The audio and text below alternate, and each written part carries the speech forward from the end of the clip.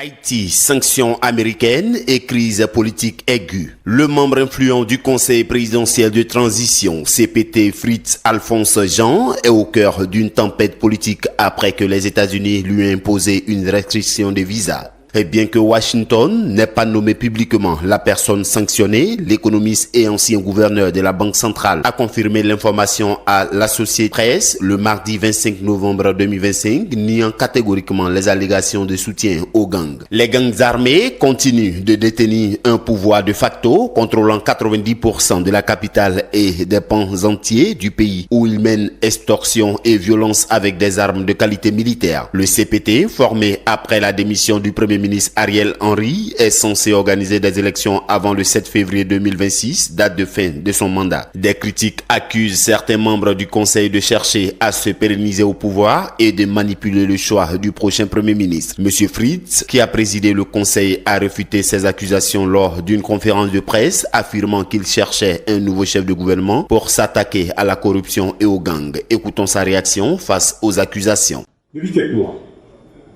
Depuis quelques mois, plusieurs membres du Conseil constatent l'échec du gouvernement du Premier ministre Didier Aimé Fils sur les questions de sécurité, de gouvernance et d'élection.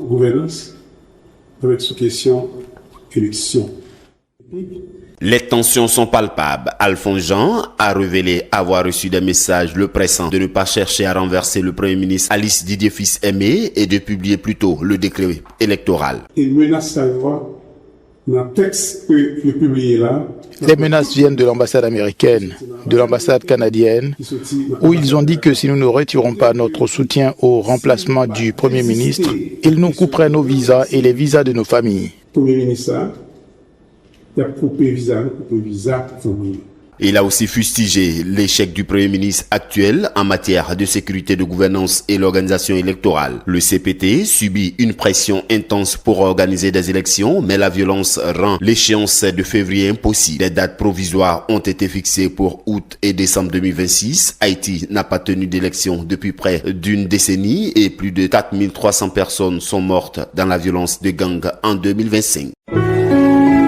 Accra, Agence Presse Radio et Audio.